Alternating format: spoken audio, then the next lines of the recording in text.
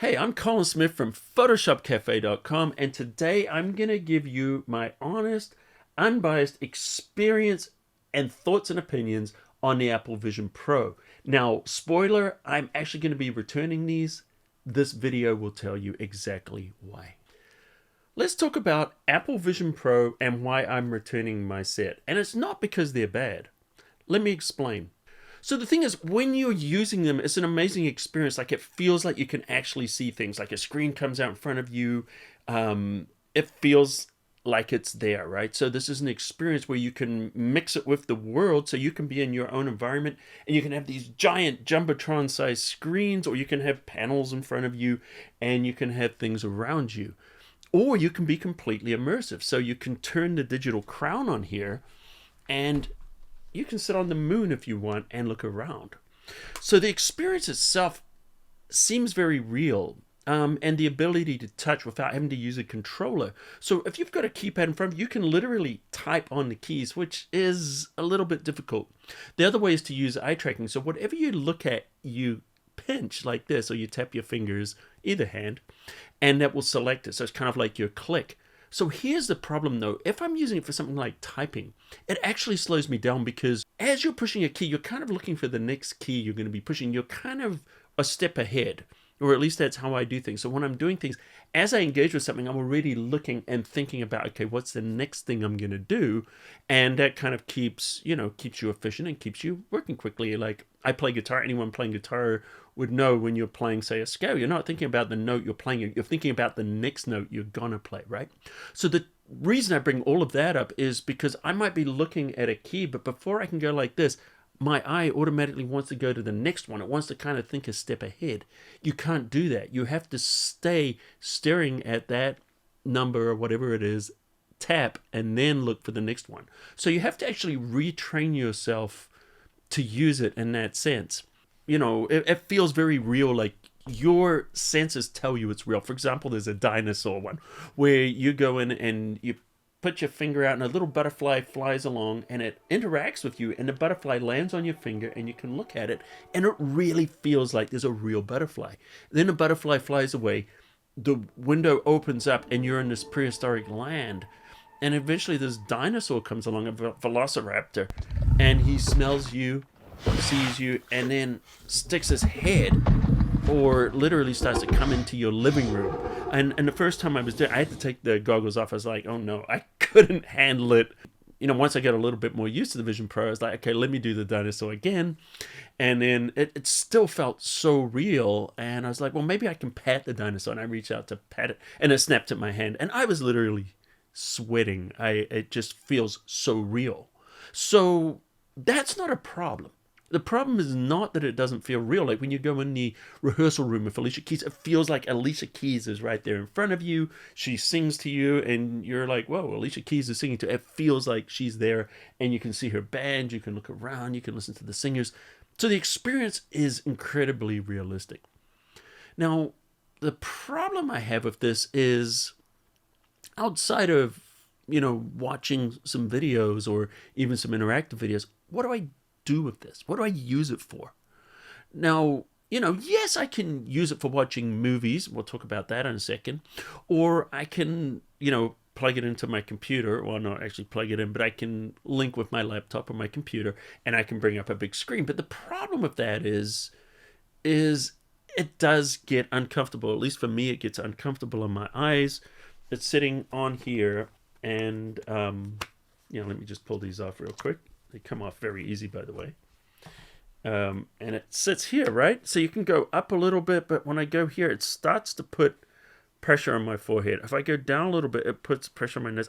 Even if I balance it, it actually starts, for me, at least for the shape of my face, it actually starts to hurt a little bit and starts to give me a little bit of a headache. The other thing is the pass-through. So the pass-through is when you see the real world. It uses the cameras, and then it brings it into the screens here so you can see the real world. But there's motion blur. So when you turn your head, there's this motion blur effect. And for me, I get motion sickness. So if I start to move my head, I start to get a little bit giddy. I start to get a little, there's a heat in there. I start to get a little hot, and I just want fresh air. And like right now, I have two monitors. I have a 32-inch and a 27-inch BenQ monitors, and they're great.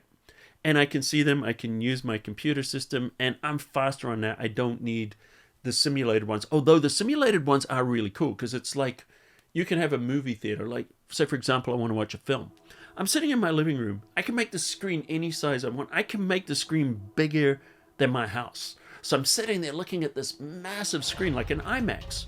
And that's a wonderful experience. Of course, you're still dealing with the goggles. You know they're there. It's not like you're wearing them for a little while and you forget you've got them on. I never had that experience. I was always aware of the fact I had them on. And sometimes I'm actually supporting them with my hand to try and put less pressure on my face. I know there's another strap that comes with it, you know, kind of like a jock strap. And I just don't want to wear a pair of underwear on my head. That's how it kind of feels. But that does give a little bit more support. But the other thing is I'm watching a movie and it's like, okay, I'm looking at this movie. I've, put aside the inconveniences. I'm looking at this massive screen, right? So what am I sacrificing to look at this massive screen? Okay, so I'm looking at the massive screen. I'm sacrificing comfort. It also puts a little bit of eye strain because you wear this for a couple of hours. You know you're wearing it. And then the other thing is when I have this on, guess what? I can't. Maybe I can eat some things, but it's really hard to eat and drink. You can't really drink unless you're drinking out of a straw. So if you want to watch a movie and have a glass of wine, you're now drinking your glass of wine out of a straw. So at what point is the experience better? Is it better to just look at a large screen television and use your home entertainment system? So you've got your subwoofer, you've got your sound system. Or are we looking at this massive screen, but now we don't have the same sound because there's no subwoofer, so it's using the inbuilt sound, which is amazing. It's an immersive sound, but there's no real bass. There's no real rumble, right? So the sound is not as good. You're seeing it on this massive simulated screen, but you can't eat or drink. It gets heavy on your head. It starts to give you a headache. At what point is that experience a better experience? And is it a better experience? Is it a better experience to see a big screen and everything else is uncomfortable? Or is it a better experience to be really comfortable and see maybe a slightly smaller screen? That's something that's definitely personal.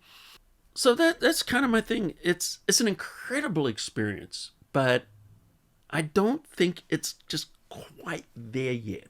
At what trade-off am I giving for this experience? And this is just personal, of course, but everyone is different. I've got other friends that use them all the time, absolutely love them, and they don't find it too heavy. They love them. But for me personally, it seems like a little bit of a hassle. And to be honest, I don't use them all the time because it's a lot of work to get it all set up, put these on, and maybe I sound lazy, but sometimes it's you sit down, you hit a remote, your TV's on.